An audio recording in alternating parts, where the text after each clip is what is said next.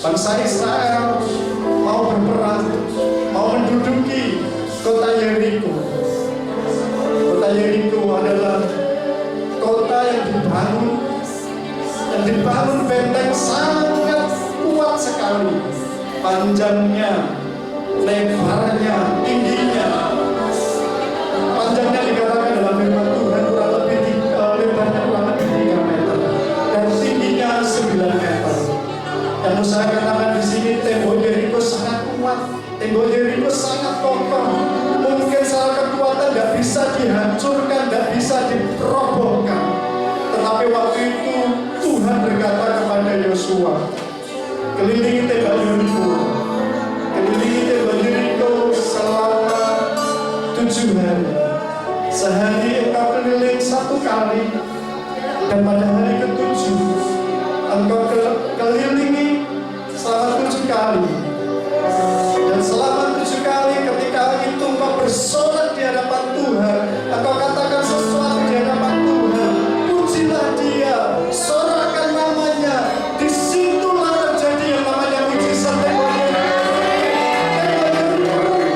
Dan saya mau katakan hari ini, apapun yang menjadi masalah, apapun yang menjadi benteng pemisah, apapun yang menjadi tembok dalam hidupmu, ayo bisa runtuh ketika kamu puji Tuhan, ketika kamu menyembah Tuhan, ketika kamu bersorak-sorai.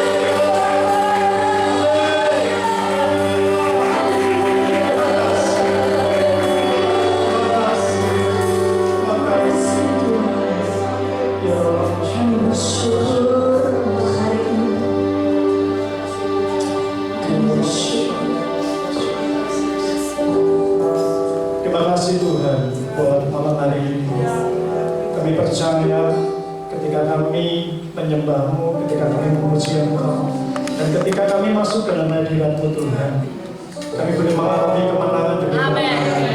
Kami mengalami mujizat demi mujizat. Kami mengalami pemulihan demi pemulihan. Meskipun malam hari ini kami belum mengalami mujizat itu Tuhan, terus ajar kami bersyukur. Terus bawa kami bersyukur. Terus bawa kami bersyukur Tuhan. Karena kami percaya di dalam bersyukur ada kuasa. Dalam bersyukur ada mujizat juga. Oleh sebab itu Tuhan, ajar kami terus menanti janji-janji-Mu dalam kehidupan kami. Dan kami percaya Tuhan, janji-Mu ya dan amin dalam kehidupan kami. Janji-Mu ya dan amin dalam kehidupan kami. Janji-Mu ya dan amin dalam kehidupan kami. Oleh sebab itu Tuhan, ajar kami menangkap janji-Mu dalam kehidupan kami malam hari ini. Ajar kami menangkap janji-Mu dalam kehidupan kami pribadi lepas pribadi. Karena Kau punya rencana yang indah, rencana yang baik, rencana yang luar biasa dalam kehidupan kami. Terus bawa kami Tuhan hidup dalam sebuah ketaatan kepada Engkau untuk menanti janji-Mu itu. Terpuji nama-Mu, di dalam nama Yesus kami berdoa. Yang mengalami berkat Tuhan, katakan amin. Sekali lagi tepuk tangan untuk Tuhan Yesus yang luar biasa. Yes. Saudara diberkati? Amin. Untuk bersyukur dalam segala keadaan itu mudah atau gampang? Apa? Susah-susah gampang. Tetapi kita harus belajar, kita harus melatih diri kita, ya, untuk kita terus bersyukur dalam segala keadaan. Karena saya percaya ketika kita bersyukur, itu kita bisa mengalami yang namanya mujizat itu. Amin. Saya akan bacakan firman Tuhan hari ini dalam Yosua 6, ya, ayat 1 sampai 5. Pada itu Yeriko telah menutup pintu gerbangnya, telah tertutup kota itu karena orang Israel, tidak ada orang keluar atau masuk. Berfirmanlah Tuhan kepada Yosua, ketahuilah, aku serahkan ke tanganmu Yeriko ini beserta rajanya dan pahlawan-pahlawannya yang gagah perkasa. Haruslah kamu mengelilingi kota itu, yakni semua prajurit harus mengedari kota itu sekali saja. Demikianlah harus engkau perbuat 6 hari lamanya. Dan 7 orang imam harus membawa 7 sangkakala tanduk domba di depan tabur. Tetapi pada hari yang ke-7, 7 kali kamu harus mengelilingi kota itu, sedang para imam meniup sangkakala. Apabila sangkakala tanduk domba itu panjang bunyinya, dan kamu mendengar bunyi sangkakala itu, maka haruslah seluruh bangsa itu bersorak dengan sorak yang nyaring, maka tembok kota itu akan runtuh. Lalu bangsa itu harus memanjatnya masing-masing langsung ke depan. Bapak Ibu yang dikasihi Tuhan, janji Tuhan itu sudah diberikan kepada Yosua, bangsa Israel pada waktu itu, bahwa kota Yeriko akan diberikan kepada Yosua. Betul atau betul? Betul ya? Jadi janji Tuhan itu sudah ada kepada bangsa Israel pada waktu itu. Tetapi untuk menerima janji itu ada pemisah, ada halangan, ada rintangan, ya, ada tantangan yang cukup sulit ya dikalahkan, karena pada waktu itu ada yang namanya tembok Yeriko. Yang seperti yang saya katakan tadi di awal, bahwa tembok Yeriko itu lebarnya kurang lebih 3 meter, bisa lebih. Tingginya 9 meter. Coba bayangkan dulu, temboknya gedenya semono. Seperti kamar kita kan, kamar kita 3x4 juga besar. Itu bisa dilewati mobil 2. Ya, cukup besar sekali. Dan itu mengelilingi Yeriko. Yeriko itu sebuah kota. Ya, cukup besar dan luar biasa tembok yang ada. Kira-kira hal ini membuat Yosua dan orang-orang Israel pada waktu itu berpikirnya seperti apa? Apa bisa ya? Semua itu tertutup. Apa bisa ya kita masuk? Apa bisa ya kita merobohkan? Dengan alat apa kita merobohkan? Kalau mau robohkan baru aja mukul tembok itu sudah kena panah dulu dari pengamanan gitu ya, mati dulu gitu ya. Tetapi firman Tuhan ngomong untuk kelilingi aja kota itu, kelilingi aja tembok Yeriko itu gitu ya. Suruh mengelilingi 1 hari 1 kali selama 6 hari. Kira-kira jemporan orang di Yuno jemporan kesel, jarem gitu ya, kaki pegel gitu ya, capek gitu ya. Itu tiap hari gitu. Saya nggak bisa, belum ngitung sih butuh waktu berapa jam untuk mengelilingi tembok Yeriko. Tapi itu dilakukan tiap-tiap hari selama 6 hari bahkan 7 hari. Ya, terus mereka lakukan dengan setia. Jadi untuk kita menerima janji Allah, untuk kita menangkap janji Allah itu, untuk kita mengalami janji Allah itu, butuh yang namanya ketaatan. Ketaatan apa? Ketaatan melakukan apa yang Tuhan perintahkan kepada kita. Setiap kita punya janji-janji masing-masing dalam hidup kita, janji Tuhan apa dalam hidup kita harus tahu itu. Kita harus paham betul janji Tuhan itu apa. Ya, untuk kita menerima janji itu, kita harus tahu dulu janji Tuhan itu apa sih dalam hidup saya. Janji kemenangan kah, janji kesembuhan kah, ya, janji pemulihan kah dalam hidup kita. Setiap kita pasti berbeda malam hari ini janji Tuhan dalam hidup kita, sesuai dengan apa yang menjadi kerinduan kita di hadapan Tuhan. Tapi untuk menerima janji itu kita harus taat. Taat apa? Taat apa yang dikatakan oleh Allah. Ya. Untuk kita tangkap janji Allah itu, Tuhan berkata kepada kita, dan kita harus tangkap itu, dan kita harus dengar tuntunan Dia. Jadi ketika Tuhan memberi janji kepada kita, Dia pasti akan tuntun kita. Kita harus taat itu, kita harus dengar itu. Tuhan harus, aku lakukan apa? Kalau bangsa Yeriko disuruh Tuhan berjalan mengelilingi tembok Yeriko, orang Israel untuk berjalan mengelilingi Yeriko. Lalu kita apa? Masing-masing kita berbeda. Saya percaya pasti berbeda. Mungkin kalau kita mau dibawa Tuhan lebih tinggi, Tuhan ngomong tinggalkan dosamu. Bisakah kita tinggalkan dosa kita supaya kita bisa menerima janji Tuhan untuk kita diangkat lebih tinggi? Atau Tuhan berjanji kepada kita akan memberikan pemulihan ekonomi dalam keluarga kita. Dengarkan Tuhan, apa yang Tuhan suruh kepada kita. Mungkin Tuhan ngomong, kamu bekerja lebih keras lagi, kamu bekerja lebih rajin lagi. Tiap-tiap kita berbeda. Malam hari ini tangkap apa itu janji Tuhan dalam kehidupan kita, dan tangkap dan dengar apa yang Tuhan suruh kepada kita untuk kita lakukan itu, supaya kita mengalami yang namanya kemenangan, menerima janji Allah itu. Seperti orang-orang Israel pada waktu itu menduduki kota Yeriko. Dibutuhkan sebuah ketaatan untuk kita menerima janji Allah. Amin. Mungkin 6 hari, 7 hari itu waktu yang cukup lama bagi mereka, ya, karena mengelilingi kota. Ya. Demikian juga kita, mungkin cukup lama kita menanti janji itu, tapi belum digenapi. Tapi percayalah, orang-orang Israel pada waktu itu tidak melanggar. Mereka taat, mereka setia, mereka terus mengerjakan itu dengan setia. Dan mereka melihat hasilnya pada hari yang ke-7.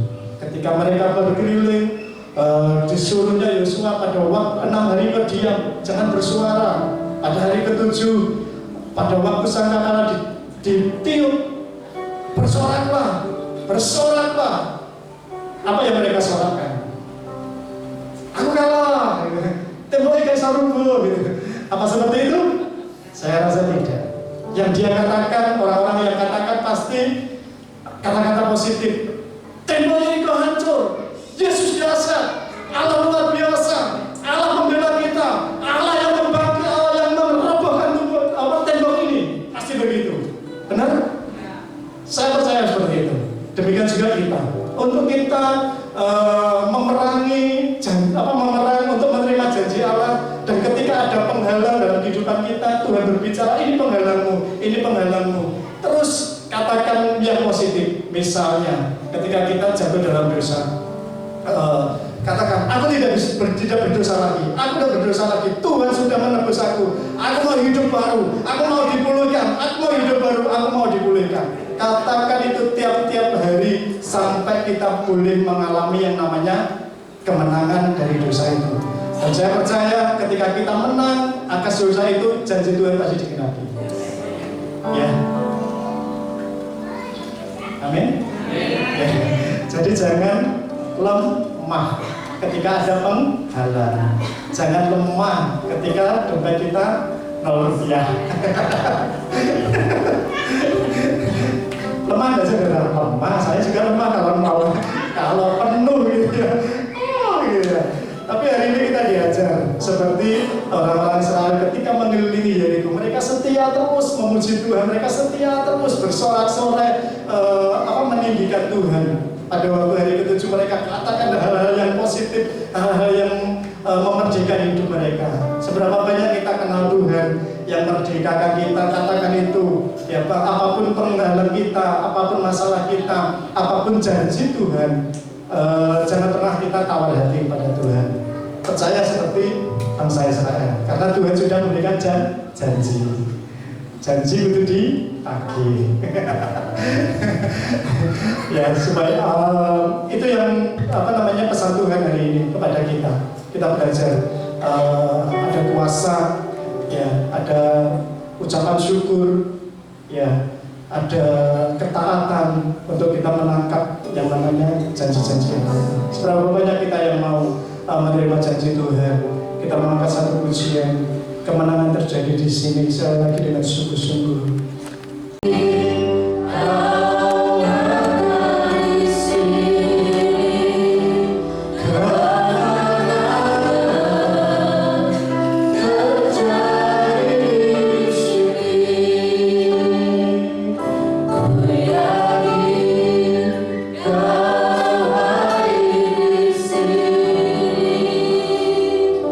Ku rasakan kuasa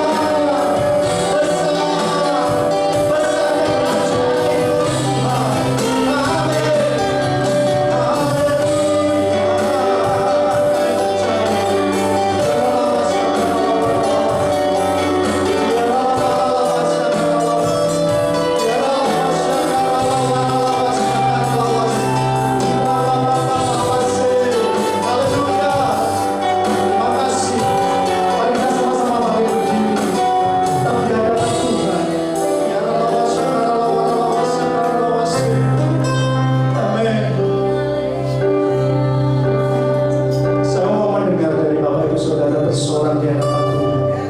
Apapun yang menjadi problem masalahmu, katakan sesuatu kepada Tuhan. Dengan suara nyaring, sorakan Dia. Dengan suara nyaring, muliakan Dia. Dengan suara nyaring, katakan sesuatu tentang Allah kita buat hidup kita. Saya hitung ketiga, semua bersorak di hadapan Tuhan, supaya tembok Yeriko teruntuh di dalam nama Yesus. 1, 2, 3.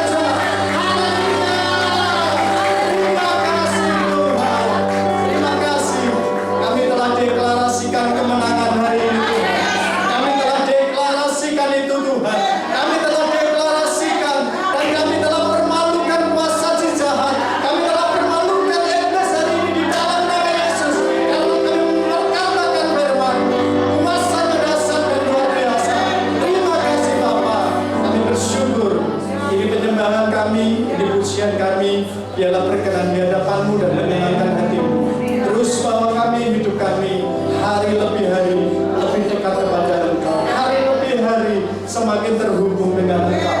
Hari lebih hari semakin mencintai Engkau. Hari lebih hari semakin taat dan setia kepada Engkau. Di dalam nama Yesus, ini yang menjadi doa kami buat setiap umat-Mu dan setiap kami. Dalam nama Yesus kami berdoa dan bersyukur. Haleluya. Amin.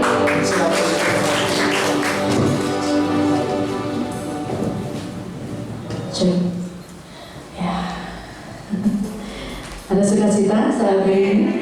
Sekali lagi tepuk tangan buat Tuhan Yesus yang luar biasa. Haleluya. Hari ini spesial. Besok hari bulan Januari mau gini lagi. Ya, kita santai saudara ya, kita menyembah, kita paskan hati kita. Ya, hari ini sudah masuk di bulan November. Saya akan undang saudara-saudara kita yang berulang tahun di bulan November. Ada di sini yang berulang tahun di bulan November. Tokoh Kristiani silakan maju ke depan. Oh iya, katanya kalau Kristian aja katanya. Ya nggak tahu ya. Monggo silakan. Ada lagi mungkin adiknya Bu Yani, Bu Susi. Ada? Nggak datang. Ada lagi yang lain yang berulang tahun? Wah, dua and only. Dua and only. Berdiri mas. Kok? Dek. Nyo. Apa lagi? Kong. Ya, dua and only yang berulang tahun di bulan November adalah adik Kristian. Kok adik sih? Ya, kita akan sama-sama berdoa. Minta Bapak Allah Siman bisa maju ke depan untuk berdoa buat Bapak Kristian. Ya, sekarang saya sudah sebut Bapak Kristian. Om. Ya, mari Pak.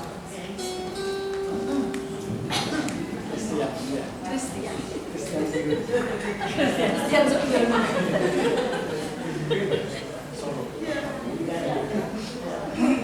Ya, kita akan kita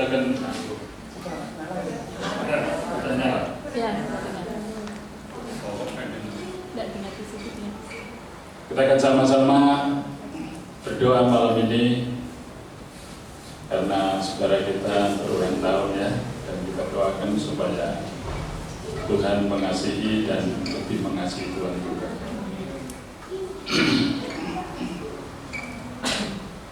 Bapa di surga, Bapa yang kami kenal dalam nama Tuhan Yesus, pada kesempatan yang berbahagia malam ini, kami boleh bersuka cita, memuji, memuliakan nama Tuhan di tempat ini. Bahkan kami boleh bersama-sama mendengar kebenaran firman. Kiranya firman-Mu boleh semakin hari di dalam hidup kami, membuat iman kami semakin kuat teguh. Tuhan, pada malam hari ini kami berdoa buat saudara kami Kristian yang berulang tahun. Tuhan, Engkau kasihi mereka, Engkau memberkati mereka, Engkau memberikan kekuatan, kesehatan, hikmat dan akal budi, agar di dalam kehidupannya selalu mencintai Tuhan. Tuhan, jangan Kau tinggalkan, melainkan Tuhan selalu menyertai, melindungi, menjagai, bahkan menyelamatkan dari hari ke hari sampai selama-lamanya. Tuhan baik. Amin. Terima kasih Tuhan, Kau berkati keluarganya, Kau berkati usaha pekerjaannya, bahkan Engkau berkati semua yang dia perlukan, karena Engkau baik. Terima kasih Tuhan. Terpuji nama-Mu, dan doa ini kami beralaskan di dalam nama Putra Allah yang tunggal, yaitu Tuhan Yesus Kristus. Haleluya. Amin.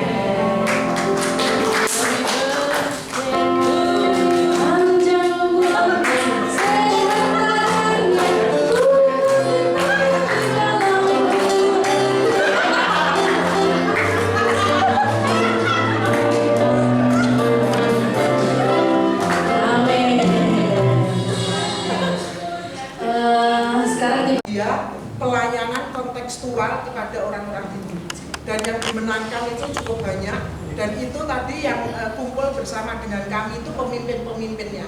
Jadi di bawahnya masih ada lagi orang-orang yang dibina. Jadinya strukturnya itu daripada dia ada lagi dia memuridkan, lalu setelah itu dia orang-orang yang ada di bawahnya memuridkan lagi, gitu ya. Tapi dengan cara kontekstual. Lalu yang kedua tadi itu dengan namanya tuh panggilannya tuh Romo, gitu ya. Nah dia memenangkan banyak orang-orang Hindu, tetapi dengan cara bukan ngomong gini, Tuhan Yesus itu mati di atas kayu salib bagi kamu orang berdosa, Adam dan Hawa jatuh dalam dosa, tidak seperti itu. Tetapi dengan khusus dia mempelajari kitabnya orang Hindu. Lalu ternyata dia menemukan dari kitab dan ayat-ayat itu tuh ketika dikompar dengan Alkitab, itu ternyata isinya itu tuh pesannya itu sama, gitu. Jadi ternyata di dalam kitab Hindu itu ada tentang tokoh yang menyelamatkan manusia, gitu. Dan itu sama dia dikompar dengan Yohanes, gitu. Yohanes berapa waktu itu dia 4 atau Yohanes 3 ayat 16 atau berapa gitu. Jadi ada beberapa ayat-ayat itu yang dia temukan lalu dikompar dengan Alkitab, itu cocok sekali, gitu. Tentang manusia yang mengalami bilur-bilurnya itu menyembuhkan. Nah itu juga ada. Jadi dia beri kepada kita juga apa yang dia sudah pelajari. Jadi kita itu waktu itu bersekutu khusus dia menyampaikan tentang cara-caranya dia menemukan itu, gitu ya. Jadi cukup bagus sekali.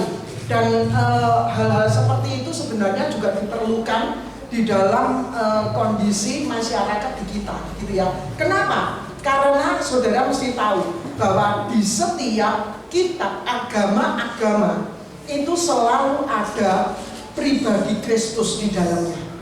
Cuma mereka menerjemahkannya dengan sebuah sosok yang mungkin mereka anggap itu dewa gitu ya, tetapi itulah sebenarnya kalau mereka menemukan di dalam Alkitab itu sebenarnya Tuhan Yesus gitu ya.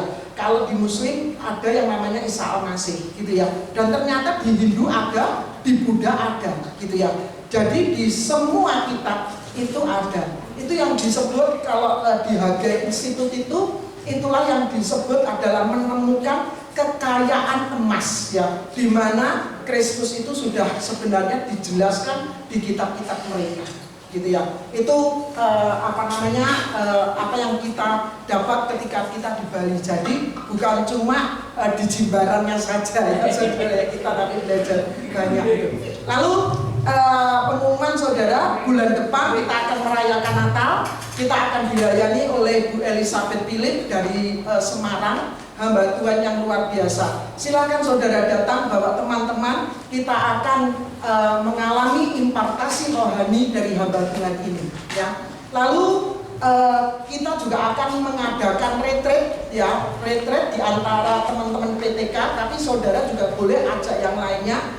Dan sudah fix tanggalnya, dan hamba Tuhan yang akan melayani yaitu Michael Wijaya ya. Hamba Tuhan yang dipakai luar biasa dalam hal profet ya. Jadi kita nanti, saya berharap memang dari dua hamba-hamba Tuhan ini yang akan melayani tahun 2026 di PTK adalah hamba-hamba Tuhan yang bisa mengimpartasi kehidupan rohani mereka kepada setiap kita ya, supaya kita terus diperlengkapi masuk di dalam tahun yang mungkin tidak gampang saudara ya.